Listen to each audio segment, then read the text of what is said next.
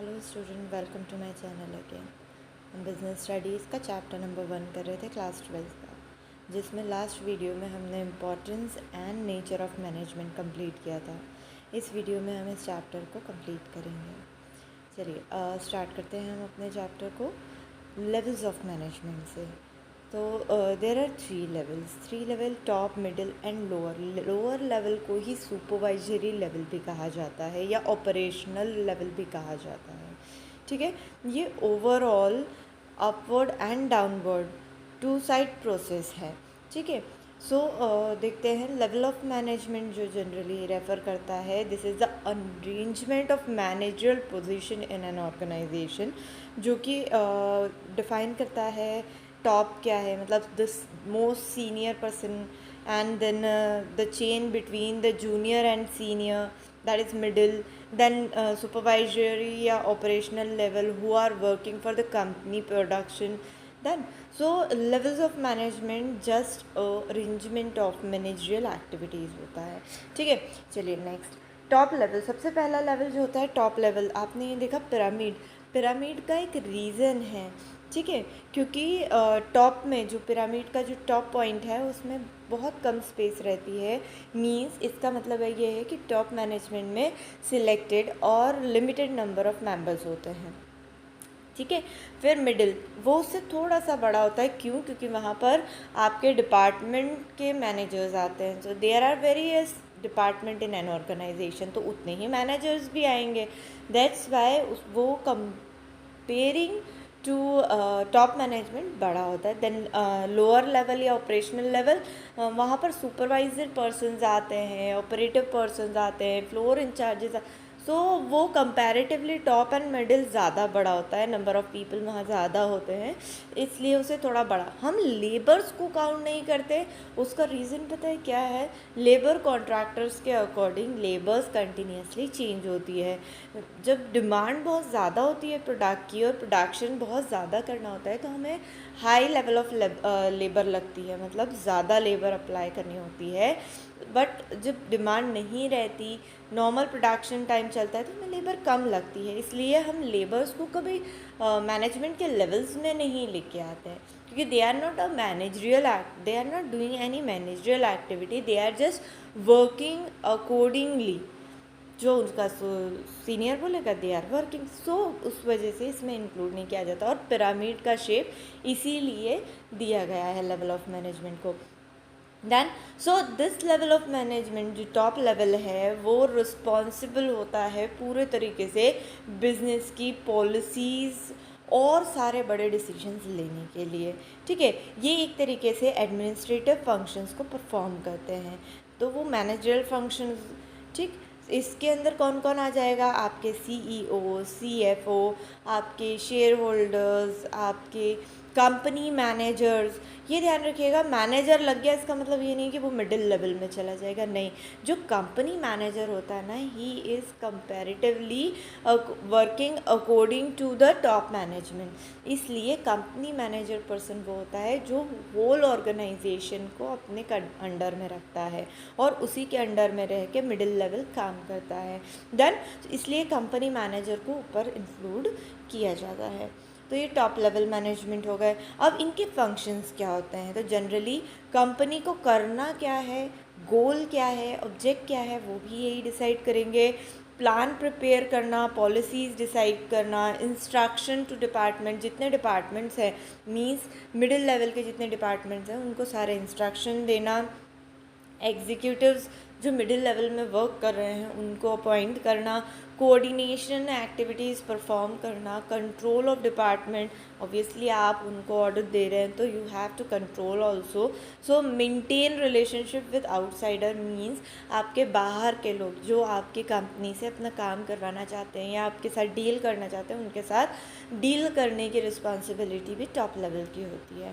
Then next चलते हैं, now it is middle level. Look here is a picture of a chain, because middle level is the chain for top and supervisory level.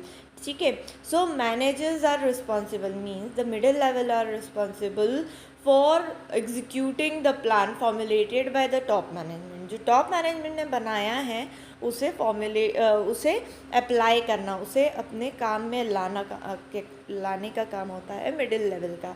ठीक है, तो ये जो level होता है एक इंटरमीडिएरी पर्सन होता है या इंटरमीडिएरी की तरह परफॉर्म करता है, किसके बीच में, मैनेजमेंट के लोअर और टॉप लेवल के बीच में।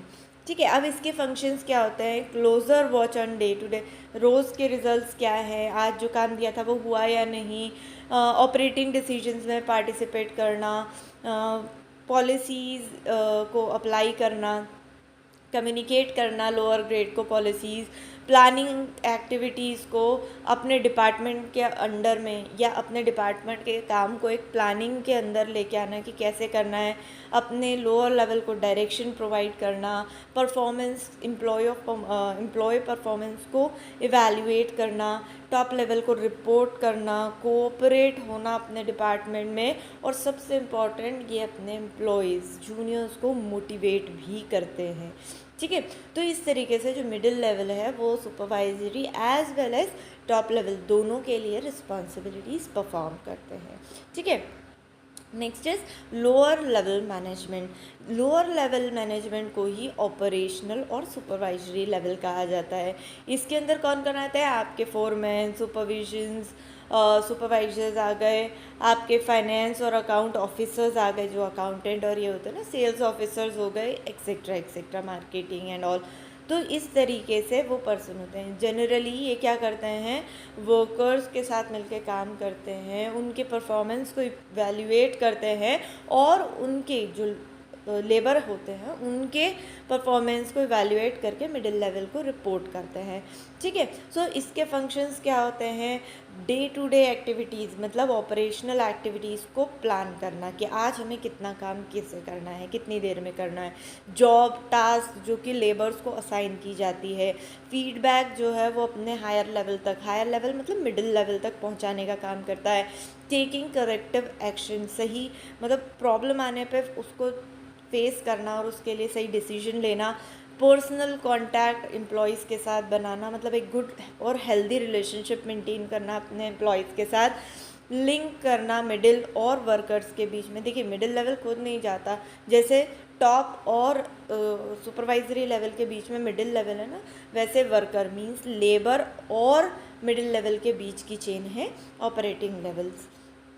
ठीक है, प्रोवाइड करना, जॉब ट्रेनिंग प्रोवाइड करना अपने वर्कर्स को, टाइम टाइम पे उनको कोऑपरेशन देना, मोटिवेट करना, ये सारे काम लोअर लेवल के अंदर आते हैं। ठीक है, तो यहाँ पे हमारा जो है लेवल्स ऑफ मैनेजमेंट कंप्लीट होता है। आगे चल फंक्शंस ऑफ मैनेजमेंट पे।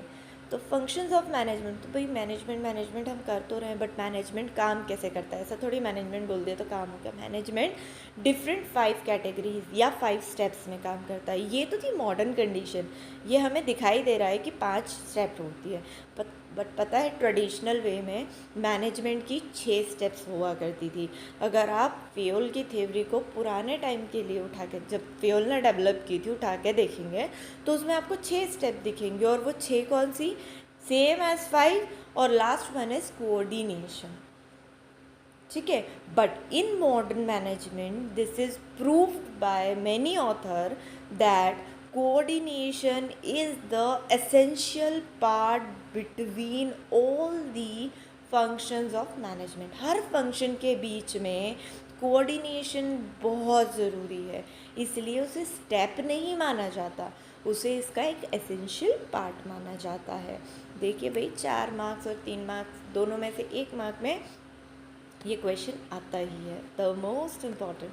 चलिए फंक्शन ऑफ मैनेजमेंट की बात करते हैं। तो फर्स्ट इज़ अ प्लानिंग किस what to do, how to do, when it is to be done and whom it is to be done, क्या कब कैसे, ये पूरी थिंकिंग, ये पूरा ब्लूप्रिंट जो डिसाइड किया जाता है, मींस मेन ऑब्जेक्ट जब कंपनी का डिसाइड हो जाता है, उसे कैसे परफॉर्म कैसे कंप्लीट करना, उसका जो ब्लूप्रिंट तैयार किया जाता है, that is the planning done. Second is organizing. अब ब्लूप्रिंट तैयार हो गया तो ब्लूप्रिंट की हेल्प से सब कुछ थोड़ी मिल जाएगा, हमें अरेंज तो करना पड़ेगा ना, मतलब रिसोर्सेज को अरेंज करना, और उन्हें ड्यूटीज़ डिस्ट्रीब्यूट करना रिसोर्सेज में। मींस आपके ऑर्गेनाइजेशन लैंड बिल्डिंग्स इनका रॉ मटेरियल्स दैन डिपार्टमेंटलाइज करना, ये सारी एक्टिविटी परफॉर्म की जाती है ऑर्गेनाइजिंग में। Next is staffing.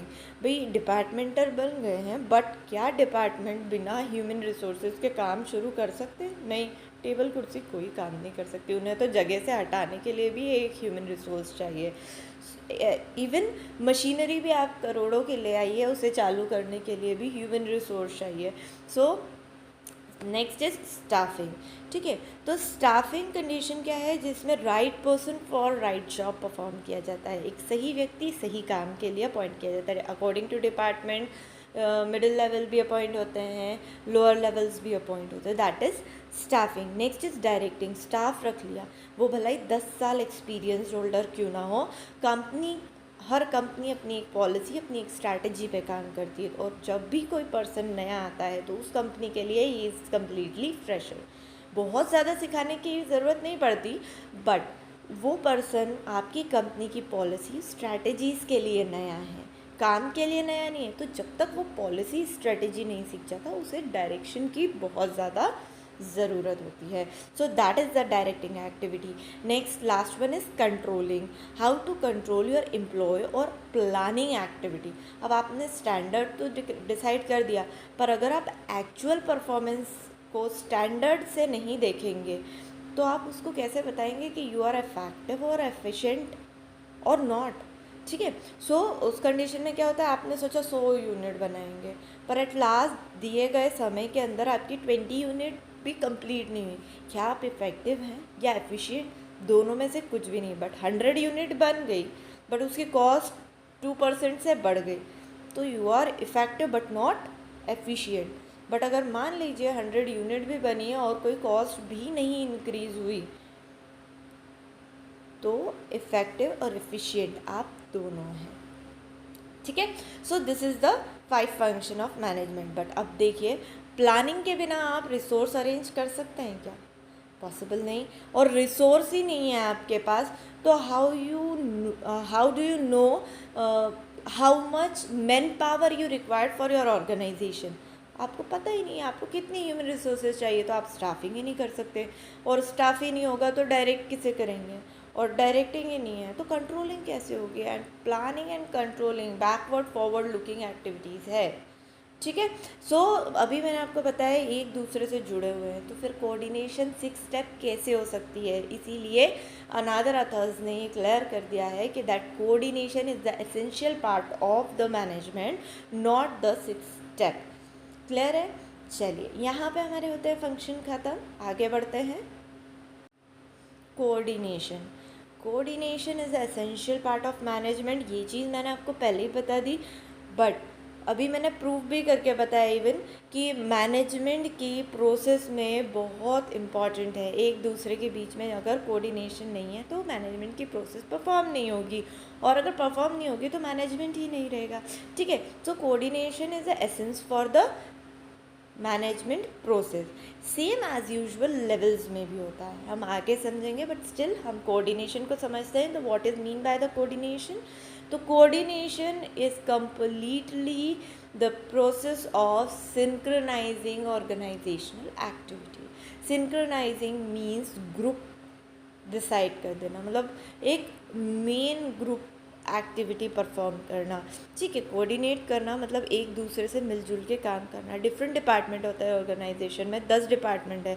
अगर हर डिपार्टमेंट अपने अपने काम करने में लगा है, एक दूसरे को रिपोर्ट ही नहीं कर रहा, तो क्या ऑर्गेनाइजेशन इफ़ेक्टिव हो सकती है या एफिशिएंट हो सकती है? नहीं, पॉसिबल ही नहीं है। तो एक दूसरे से जुड़ के काम करना होता है। तो हम ये बोल सकते हैं this refers to the process of integrating the activity, बांधना, ठीक है, of different unit of an organization to achieve the organizational goal। आपने देखा होगा कोऑर्डिनेशन जो है, या कहीं भी कोऑर्डिनेशन की बात करें तो सब एक जैसे, वो सुना ना भेड़ चाल, जिधर एक भेड़ गई उसके पीछे सारे के सारे निकल गए। मैंने एग्जाम्पल के लिए भी यहाँ पर आपको दिखाया कि the elephants, group of elephant जो एक ही लाइन में चलते चले जाते हैं, एक सीनियर मोस्ट आगे चलते हैं, उनके पीछे पीछे पीछे पीछे सारे एक के पीछे एक so this is the coordination. So coordination generally her function में इम्पॉर्टेंट है, इवन हर लेवल में. तो मिडिल लेवल गोल डिसाइड करता है, उस गोल के पीछे मिडिल नहीं, टॉप लेवल गोल डिसाइड करता है, उसके पीछे मिडिल चलता है, और मिडिल के पीछे सुपरवाइजरी, और सुपरवाइजरी के पीछे वो चल रहा है. क्यों? क्योंकि ये सब एक दूसरे को डायरेक्शन प्रोवाइड करता है. इसलिए हम ये बोल सकते हैं कि जो मैनेजमेंट की प्रोसेस है उसमें कोऑर्डिनेशन एक एसेंशियल पार्ट है. मैनेजमेंट के लेवल हैं उसमें भी कोऑर्डिनेशन एक एसेंशियल पार्ट है. ठीक है, ये 3 या 4 मार्क में आता क्वेश्चन है. ठीक है, चलिए आगे बढ़ते हैं. Characteristics of coordination.